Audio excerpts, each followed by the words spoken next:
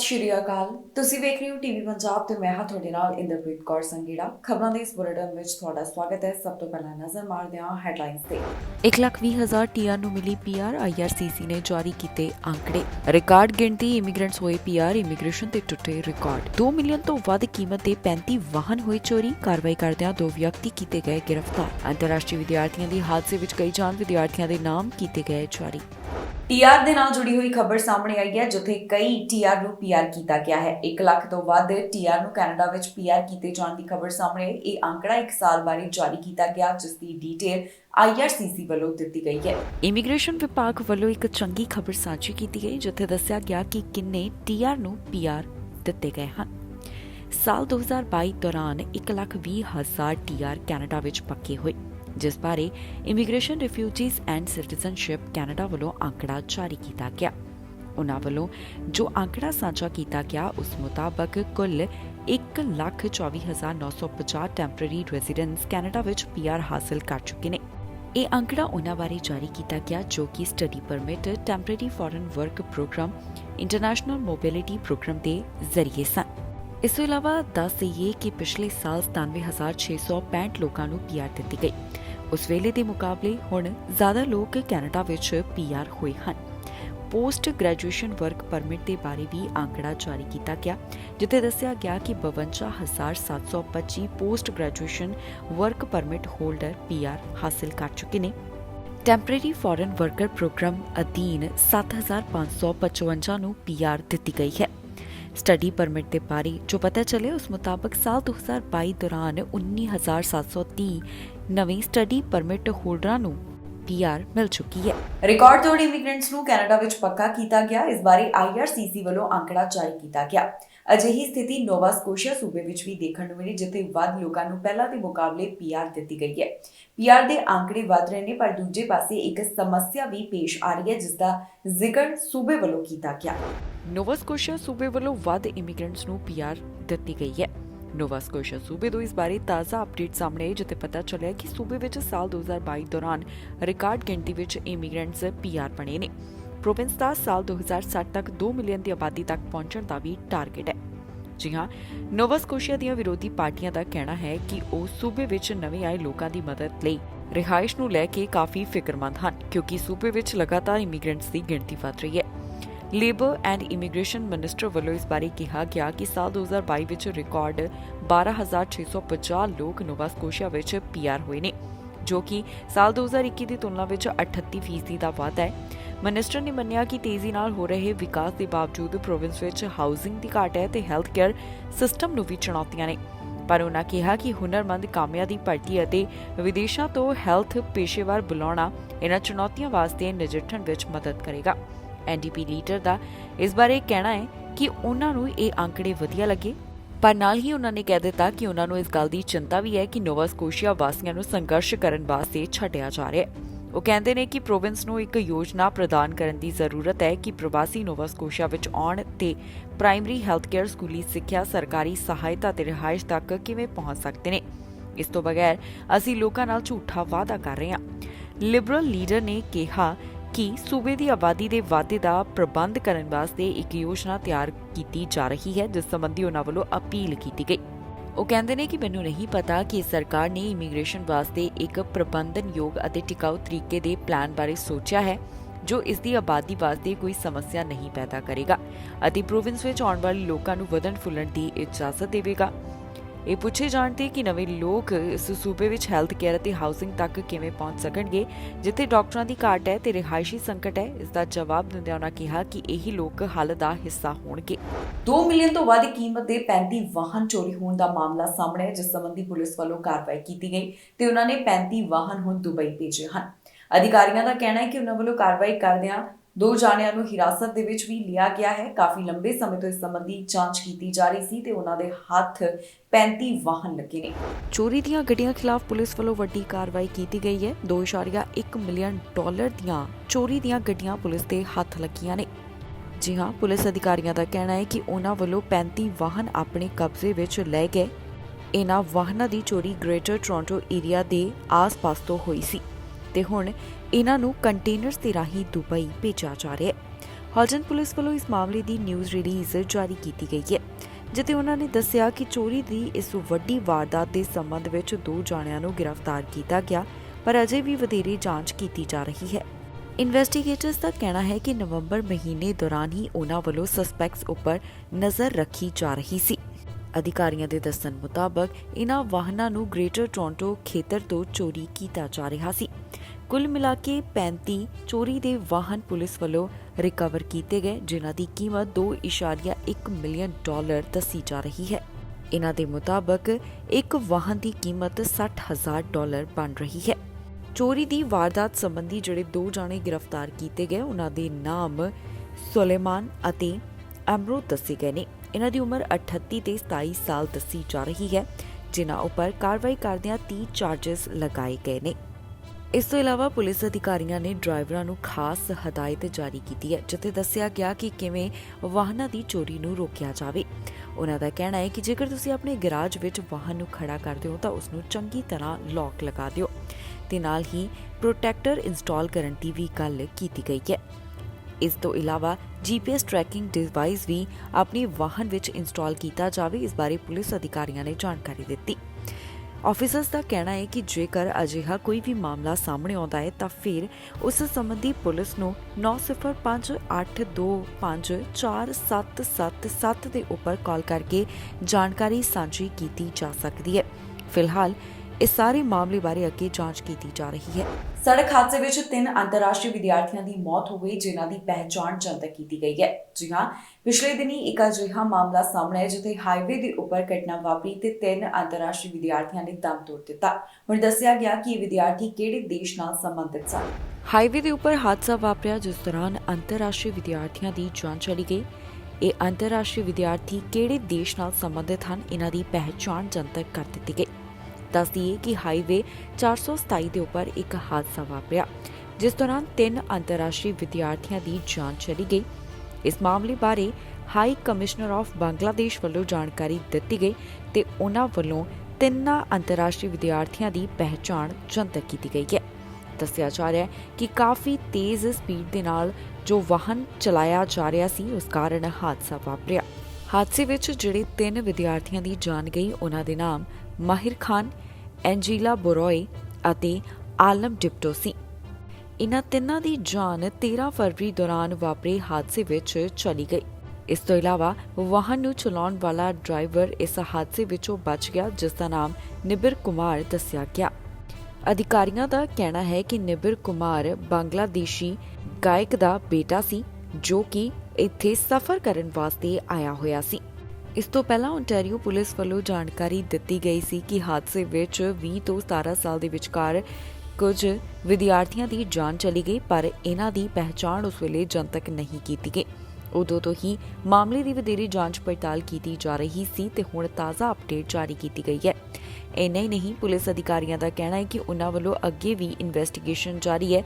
ਜੇਕਰ ਕਿਸੇ ਨੂੰ ਵੀ ਇਸ ਬਾਰੇ ਕੋਈ ਹੋਰ ਜਾਣਕਾਰੀ ਹੋਵੇ ਤਾਂ 4162354981 ਜਾਂ ਫਿਰ ਕ੍ਰਾਈਮ ਸਟਾਪਰਸ ਨਾਲ 4162228477 ਦੇ ਉੱਪਰ ਕਾਲ ਕਰਕੇ ਜਾਣਕਾਰੀ ਸਾਂਝੀ ਕੀਤੀ ਜਾ ਸਕਦੀ ਹੈ। ਫਿਲਹਾਲ ਮਾਮਲੇ ਦੀ ਵਧੇਰੇ ਜਾਂਚ ਪੜਤਾਲ ਜਾਰੀ ਹੈ, ਜਿਸ ਤੋਂ ਬਾਅਦ ਅਗਲੀ ਅਪਡੇਟ ਜਾਰੀ ਕੀਤੀ ਜਾਵੇਗੀ। ਹੁਣ ਤੱਕ ਦੀ ਜਾਣਕਾਰੀ ਦੇ ਵਿੱਚ ਇਸ ਗੱਲ ਨੂੰ ਲੈ ਕੇ ਜ਼ਿਕਰ ਕੀਤਾ ਗਿਆ ਕਿ ਹਾਈਵੇ 427 ਦੇ ਉੱਪਰ ਜੋ ਹਾਦਸਾ ਵਾਪਰਿਆ, ਉਸ ਦੌਰਾਨ ਜਿਹੜੇ 3 ਅੰਤਰਰਾਸ਼ਟਰੀ ਵਿਦਿਆਰਥੀਆਂ ਦੀ ਜਾਨ ਚਲੀ ਗਈ, ਉਹ ਬੰਗਲਾਦੇਸ਼ ਦੇ ਨਾਲ ਜੁੜੇ ਹੋਏ ਸਨ। ਜੌਨ ਟੋਰੀ ਵੱਲੋਂ ਮੇਅਰ ਦਾ ਅਹੁਦਾ ਛੱਡ ਦਿੱਤਾ ਗਿਆ ਹੈ। ਉਹਨਾਂ ਵੱਲੋਂ ਦਫ਼ਤਰ ਦੇ ਵਿੱਚ ਆਖਰੀ ਦਿਨ ਬਿਤਾਇਆ ਗਿਆ। ਦੱਸ ਦਈਏ ਕਿ ਜਲਦ ਹੀ ਜ਼ਿਮਨੀ ਚੋਣ ਹੋਵੇਗੀ, ਜਿਸ ਤੋਂ ਬਾਅਦ ਮੁੜ ਮੇਅਰ ਦੀ ਚੋਣ ਕੀਤੀ ਜਾਵੇਗੀ। ਜੌਨ ਟੋਰੀ ਵੱਲੋਂ ਖੁਦ ਆਪਣੇ ਅਹੁਦੇ ਨੂੰ ਛੱਡਣ ਦਾ ਐਲਾਨ ਕੀਤਾ ਗਿਆ ਸੀ। ਅਸਤੀਫੇ ਦਾ ਕਾਰਨ ਵੀ ਉਹਨਾਂ ਵੱਲੋਂ ਸਪਸ਼ਟ ਕੀਤਾ ਗਿਆ, ਜਿਸ ਨੇ ਕਈਆਂ ਨੂੰ ਹੈਰਾਨ ਕਰ ਦਿੱਤਾ। ਟੋਰਾਂਟੋ ਦੇ ਮੇਅਰ ਵੱਲੋਂ ਆਪਣੇ ਅਹੁਦੇ ਤੋਂ ਅਸਤੀਫਾ ਦੇ ਦਿੱਤਾ ਗਿਆ ਤੇ ਆਖਰੀ ਦਿਨ ਉਹ ਆਪਣੇ ਦਫ਼ਤਰ ਵਿੱਚ ਦਿਖਾਈ ਦਿੱਤੇ ਨੇ। ਦੱਸੀਏ ਕਿ ਜੌਨ ਟੋਰੀ ਦਾ ਬਤੌਰ ਟੋਰਾਂਟੋ ਮੇਅਰ ਦਫ਼ਤਰ ਦੇ ਵਿੱਚ ਆਖਰੀ ਦਿਨ ਸੀ। ਇੱਕ ਹਫ਼ਤੇ ਪਹਿਲਾਂ ਟੋਰੀ ਨੇ ਆਪਣੇ ਸਟਾਫ ਦੀ ਇੱਕ ਔਰਤ ਦੇ ਨਾਲ ਸੰਬੰਧ ਹੋਣ ਦੀ ਗੱਲ ਨੂੰ ਮਨਜ਼ੂਰ ਕੀਤਾ ਤੇ ਉਹਨਾਂ ਵੱਲੋਂ ਅਸਤੀਫਾ ਦੇਣ ਦਾ ਐਲਾਨ ਕੀਤਾ ਗਿਆ। 78 ਸਾਲ ਦੇ ਜੌਨ ਟੋਰੀ ਨੇ ਆਪਣਾ ਅਸਤੀਫਾ ਕੁਝ ਦਿਨ ਅੱਗੇ ਪਾਇਆ ਤਾਂ ਕਿ ਕੌਂਸਲ ਵਿੱਚ ਬਜਟ ਤੇ ਬਹਿਸ ਹੋ ਸਕੇ। ਬੁੱਧਵਾਰ ਰਾਤ ਨੂੰ ਬਜਟ ਮਨਜ਼ੂਰ ਹੁੰਦਿਆਂ ਹੀ ਟੋਰੀ ਨੇ ਰਸਮੀ ਤੌਰ ਤੇ ਅਸਤੀਫਾ ਦੇ ਦਿੱਤਾ। ਸ਼ੁੱਕਰਵਾਰ ਸ਼ਾਮ 5 ਵਜੇ ਜੌਨ ਟੋਰੀ ਦਾ ਅਸਤੀਫਾ ਪ੍ਰਵਾਨ ਵੀ ਹੋ ਗਿਆ ਤੇ ਡਿਪਟੀ ਮੇਅਰ ਵੱਲੋਂ ਹੁਣ ਕੁਝ ਸਮੇਂ ਵਾਸਤੇ ਮੇਅਰ ਦੀਆਂ ਜ਼ਿੰਮੇਵਾਰੀਆਂ ਨਿਭਾਈਆਂ ਜਾਣਗੀਆਂ। ਉਹਨਾਂ ਦਾ ਕਹਿਣਾ ਹੈ ਕਿ ਉਹ ਮੇਅਰ ਦੀ ਚੋਣ ਨਹੀਂ ਲੜਨਗੇ, ਪਰ ਜ਼ਿੰਮੇਵਾਰੀਆਂ ਉਹ ਜ਼ਰੂਰ ਨਿਭਾਉਣਗੇ। ਇਸ ਤੋਂ ਅਗਲੇ ਦਿਨ ਨੋਮੀਨੇਸ਼ਨ ਪੀਰੀਅਡ ਸ਼ੁਰੂ ਹੋਵੇਗਾ, ਜੋ ਕਿ 30 ਤੋਂ 60 ਦਿਨਾਂ ਤੱਕ ਜਾਰੀ ਰਹੇਗਾ। ਉਸ ਤੋਂ 45 ਦਿਨ ਦੇ ਬਾਅਦ ਮੇਅਰ ਵਾਸਤੇ ਜਿਮਨੀ ਚੋਣ ਵੀ ਹੋਵੇਗੀ। ਜੌਨ ਟੋਰੀ ਅਕਤੂਬਰ ਦੇ ਵਿੱਚ ਹੋਈਆਂ ਚੋਣਾਂ ਅੰਦਰ ਤੀਸਰੀ ਵਾਰ ਜਿੱਤ ਦਰਜ ਕਰਵਾ ਕੇ ਟੋਰਾਂਟੋ ਦੇ ਮੁੜ ਤੋਂ ਮੇਅਰ ਬਣੇ। ਉਨ੍ਹਾਂ ਕਿਹਾ ਕਿ ਉਹ ਭਵਿੱਖ ਵਿੱਚ ਟੋਰਾਂਟੋ ਵਾਸਤੇ ਯੋਗਦਾਨ ਪਾਉਣ ਰਹਿਣ ਦੀ ਉਮੀਦ ਕਰਦੇ ਨੇ। ਆਪਣੇ ਅਸਤੀਫੇ ਵਿੱਚ ਜੌਨ ਟੋਰੀ ਨੇ ਲਿਖਿਆ ਕਿ ਮੈਂ ਟੋਰਾਂਟੋ ਦੇ ਲੋਕਾਂ ਅਤੇ ਮੇਰੇ ਕਾਰਨ ਦੁਖੀ ਹੋਏ ਸਾਰੇ ਲੋਕਾਂ ਤੋਂ ਮੁਆਫੀ ਮੰਗਦਾ ਹਾਂ। ਪ੍ਰਧਾਨ ਮੰਤਰੀ ਜਸਟਿਨ ਟਰੂਡੋ ਵੱਲੋਂ ਕੰਮ ਗਿਣਵਾਏ ਗਏ। ਉਹਨਾਂ ਵੱਲੋਂ ਦੱਸਿਆ ਗਿਆ ਕਿ ਬਾਕੀ ਦੇਸ਼ਾਂ ਦੇ ਨਾਲ ਮਿਲ ਕੇ ਉਹਨਾਂ ਵੱਲੋਂ ਕਿਹੜੇ ਉਪਰਾਲੇ ਕੀਤੇ ਜਾ ਰਹੇ ਨੇ। ਜਸਟਿਨ ਟਰੂਡੋ ਵੱਲੋਂ ਇਸ ਦੀ ਵੀਡੀਓ ਖੁਦ ਦੇ ਸੋਸ਼ਲ ਮੀਡੀਆ ਪਲੇਟਫਾਰਮ ਦੇ ਉੱਪਰ ਵੀ ਸਾਂਝੀ ਕੀਤੀ ਗਈ ਹੈ। ਪ੍ਰਧਾਨ ਮੰਤਰੀ ਜਸਟਿਨ ਟਰੂਡੋ ਵੱਲੋਂ ਕੀਤੇ ਕੰਮ ਦੇ ਬਾਰੇ ਅਪਡੇਟ ਜਾਰੀ ਕੀਤੀ ਗਈ ਹੈ। ਉਨ੍ਹਾਂ ਵੱਲੋਂ ਕੈਰੀਬੀਅਨ ਪਾਰਟਨਰਸ ਨਾਲ ਮਿਲ ਕੇ ਕੀ ਕੁਝ ਕੀਤਾ ਜਾ ਰਿਹਾ ਹੈ, ਕਿਹੜੇ ਉਪਰਾਲੇ ਕੀਤੇ ਜਾ ਰਹੇ ਨੇ, ਇਸ ਦਾ ਬਾਰੇ ਪ੍ਰਧਾਨ ਮੰਤਰੀ ਜਸਟਿਨ ਟਰੂਡੋ ਗੱਲ ਕਰਦੇ ਹੋਏ ਦਿਖਾਈ ਦਿੱਤੇ ਨੇ। ਉਨ੍ਹਾਂ ਵੱਲੋਂ ਇਸ ਦੀ ਵੀਡੀਓ ਖੁਦ ਦੇ ਸੋਸ਼ਲ ਮੀਡੀਆ ਉੱਪਰ ਵੀ ਜਾਰੀ ਕੀਤੀ ਗਈ ਹੈ। ਕੀ ਕਹਿਣਾ ਹੈ ਟਰੂਡੋ ਦਾ, ਆਓ ਤੁਹਾਨੂੰ ਸੁਣਾਉਂਦੇ ਹਾਂ। Today has been a good opportunity to reinforce those solid foundations of our relationships, building on our shared priorities of economic growth, creating good jobs, meaningful climate action, and strengthening democracy. Cette rencontre de la CARICOM nous a permis de renforcer nos relations et de discuter de nouvelles possibilités de partenariat et des nouveaux défis pour la région et du reste du monde. The gravity of the crisis in Haiti was one of the main topics of discussion at today's meetings. Violent armed gangs are using murder, rape, kidnapping, and more to terrorize vulnerable Haitians. Endemic corruption has created a climate of impunity that is fueling instability. On est solidaire avec les Canadiens d'origine haïtienne et tout le peuple haïtien. On travaille de près avec les dirigeants pour aider à régler la crise politique, humanitaire et de sécurité. Le Canada appuie le peuple haïtien depuis des décennies, and we will continue to be there to provide assistance in the best ways possible alongside partners in the region and around the world. We continue to empower the Haitian National Police and provide them with equipment and tools that they need. Earlier today, I announced that Canada will airlift another 3 additional MRAPs purchased by the Haitian National Police, which are scheduled to arrive in the coming days. MRAPs are mine-resistant, ambush-protected vehicles. We will also be deploying Royal Canadian Navy vessels off the Haitian coast to help stabilize the situation and support national authorities. And to address security concerns throughout the region and help stop human trafficking and the flow of drugs and weapons, we announced $1.8 million to strengthen border and maritime security across the Caribbean. Restaurant ਵਿੱਚ ਗੋਲੀ ਚੱਲਣ ਦਾ ਮਾਮਲਾ ਸਾਹਮਣੇ ਆਇਆ, ਜਿੱਥੇ suspect ਪੀੜਤ ਤੱਕ ਪਹੁੰਚ ਬਣਾਉਂਦਾ ਹੈ ਤੇ ਉਸ ਉੱਪਰ ਗੋਲੀਆਂ ਚਲਾ ਦਿੱਤੀਆਂ ਗਈਆਂ। ਪੁਲਿਸ ਅਧਿਕਾਰੀਆਂ ਦਾ ਕਹਿਣਾ ਹੈ ਕਿ ਉਹਨਾਂ ਵੱਲੋਂ ਮਾਮਲੇ ਦੀ ਜਾਂਚ ਕੀਤੀ ਜਾ ਰਹੀ ਹੈ ਤੇ ਸਸਪੈਕਟ ਦੀ ਵੀ ਭਾਲ ਜਾਰੀ ਹੈ। ਰੈਸਟੋਰੈਂਟ ਵਿੱਚ ਗੋਲੀ ਚੱਲਣ ਦਾ ਮਾਮਲਾ ਸਾਹਮਣੇ ਆਇਆ, ਜਿਸ ਤੋਂ ਬਾਅਦ ਇੱਕ ਵਿਅਕਤੀ ਨੂੰ ਹਸਪਤਾਲ ਵਿੱਚ ਭਰਤੀ ਕਰਵਾਇਆ ਗਿਆ। ਇਹ ਖਬਰ ਕਿਊਬਿਕ ਦੇ ਨਾਲ ਜੁੜੀ ਹੋਈ ਹੈ, ਜਿਸ ਬਾਰੇ ਅਧਿਕਾਰੀਆਂ ਨੇ ਹੁਣ ਤੱਕ ਦੀ ਅਪਡੇਟ ਜਾਰੀ ਕੀਤੀ। ਆਫੀਸਰਸ ਦਾ ਕਹਿਣਾ ਹੈ ਕਿ ਇਹ ਮਾਮਲਾ ਸ਼ਾਮ 7 ਵਜੇ ਦੇ ਕਰੀਬ ਸਾਹਮਣੇ ਆਇਆ। ਇੱਕ ਸਸਪੈਕਟ ਰੈਸਟੋਰੈਂਟ ਵਿੱਚ ਦਾਖਲ ਹੁੰਦਾ ਹੈ ਤੇ ਉਸ ਵੱਲੋਂ ਪੀੜਤ ਤੱਕ ਪਹੁੰਚ ਬਣਾਈ ਗਈ। ਇਸ ਸਸਪੈਕਟ ਨੇ ਪੀੜਤ ਦੇ ਉੱਪਰ ਕਈ ਗੋਲੀਆਂ ਚਲਾਈਆਂ, ਜਿਸ ਬਾਰੇ ਪੁਲਿਸ ਅਧਿਕਾਰੀਆਂ ਨੇ ਪੁਸ਼ਟੀ ਕੀਤੀ। ਇਸ ਤੋਂ ਇਲਾਵਾ ਦੱਸਿਆ ਗਿਆ ਕਿ ਗੋਲੀਆਂ ਚਲਾ ਕੇ ਇਹ ਸਸਪੈਕਟ ਇੱਥੋਂ ਫਰਾਰ ਹੋ ਗਿਆ। ਪੀੜਤ ਦੀ ਉਮਰ 40 ਸਾਲ ਦੇ ਕਰੀਬ ਦੱਸੀ ਜਾ ਰਹੀ ਹੈ, ਜਿਸ ਨੂੰ ਜ਼ਖਮੀ ਹਾਲਤ ਵਿੱਚ ਹਸਪਤਾਲ ਭਰਤੀ ਕਰਵਾਇਆ ਗਿਆ। ਪੁਲਿਸ ਅਧਿਕਾਰੀਆਂ ਦਾ ਕਹਿਣਾ ਹੈ ਕਿ ਮੌਜੂਦਾ ਸਮੇਂ ਉਸ ਦੀ ਹਾਲਤ ਸਥਿਰ ਬਣੀ ਹੋਈ ਹੈ। ਹੁਣ ਤੱਕ ਪੁਲਿਸ ਵੱਲੋਂ ਜੋ ਕਾਰਵਾਈ ਕੀਤੀ ਗਈ, ਉਸ ਤਹਿਤ ਅਜੇ ਸਸਪੈਕਟ ਨੂੰ ਗ੍ਰਿਫਤਾਰ ਨਹੀਂ ਕੀਤਾ ਜਾ ਸਕਿਆ। ਪੁਲਿਸ ਅਧਿਕਾਰੀ ਕਹਿ ਰਹੇ ਨੇ ਕਿ ਉਹਨਾਂ ਵੱਲੋਂ ਸਸਪੈਕਟ ਦੀ ਭਾਲ ਕੀਤੀ ਜਾ ਰਹੀ ਹੈ। ਫਿਲਹਾਲ ਸਸਪੈਕਟ ਬਾਰੇ ਕੋਈ ਬਹੁਤੀ ਜਾਣਕਾਰੀ ਅਜੇ ਜਨਤਕ ਨਹੀਂ ਕੀਤੀ ਗਈ। ਮਾਮਲੇ ਦੀ ਜਾਂਚ ਪੜਤਾਲ ਜਾਰੀ ਹੈ, ਜਿਸ ਤੋਂ ਬਾਅਦ ਅਗਲੀ ਅਪਡੇਟ ਜਾਰੀ ਕੀਤੀ ਜਾਵੇਗੀ। ਹੁਣ ਤੱਕ ਪੀੜਤ ਦਾ ਨਾਮ ਵੀ ਨਹੀਂ ਦੱਸਿਆ ਗਿਆ। ਸਿਹਤ ਦੇ ਮੁੱਦੇ ਦੇ ਉੱਪਰ ਨੋਵਾ ਸਕੋਸ਼ੀਆ ਦੇ ਪ੍ਰੀਮੀਅਰ ਬੋਲੇ ਨੇ ਤੇ ਨਾਲ ਹੀ ਉਹਨਾਂ ਵੱਲੋਂ ਇੱਕ ਹੋਰ ਮੁੱਦੇ ਦਾ ਜ਼ਿਕਰ ਕੀਤਾ ਗਿਆ। ਨੋਵਾ ਸਕੋਸ਼ੀਆ ਦੇ ਪ੍ਰੀਮੀਅਰ ਵੱਲੋਂ ਇਹਨਾਂ तमाम ਗੱਲਾਂ ਨੂੰ ਲੈ ਕੇ ਆਪਣੇ ਵਿਚਾਰਾਂ ਦੀ ਸਾਂਝ ਪਾਈ ਗਈ। ਪੱਤਰਕਾਰਾਂ ਨੇ ਉਹਨਾਂ ਨੂੰ ਸਵਾਲ ਪੁੱਛੇ ਤਾਂ ਇਸ ਦਾ ਜਵਾਬ ਉਹਨਾਂ ਵੱਲੋਂ ਦਿੱਤਾ ਗਿਆ। ਹੈਲਥ ਕੇਅਰ ਦੇ ਮੁੱਦੇ ਦੇ ਉੱਪਰ ਨੋਵਾ ਸਕੋਸ਼ੀਆ ਦੇ ਪ੍ਰੀਮੀਅਰ ਬੋਲੇ ਨੇ, ਜਿੱਥੇ ਉਹਨਾਂ ਵੱਲੋਂ ਆਪਣਾ ਪੱਖ ਰੱਖਿਆ ਗਿਆ। ਇਸ ਤੋਂ ਇਲਾਵਾ RCMP ਕਮਿਸ਼ਨਰਸ ਰਿਟਾਇਰਮੈਂਟ ਦੇ ਬਾਰੇ ਵੀ ਉਹ ਗੱਲ ਕਰਦੇ ਹੋਏ ਦਿਖਾਈ ਦਿੱਤੇ। ਕੀ ਕਹਿਣਾ ਹੈ ਟਿਮ ਹਿਊਸਟਨ ਦਾ, ਆਓ ਤੁਹਾਨੂੰ ਸੁਣਾਉਂਦੇ ਹਾਂ। What I would say to Nova Scotians is we're making significant investments in long-term care, and we will continue to do so. But I would also say those investments that are being made are they're starting to pay off. The program for books and tuition for up to 2,000 CCA students. I think we just registered. That's over 2 years, and I think we just registered the 1,000th person for the first year. So that's fully subscribed.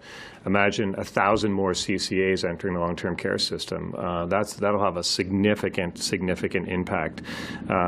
We also, of course, did the increase the remuneration for CCAs, which brought a lot of attention to the opportunity that career holds for caring for Nova Scotians. That's a good thing.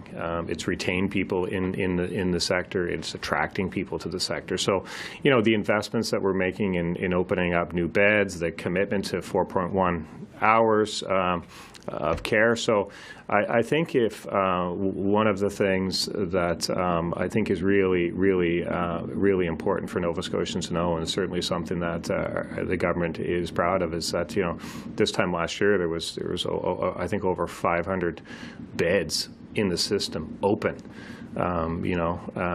And yesterday I got a number last night. It was 2. So look, the focus on long-term care it's unwavering for sure.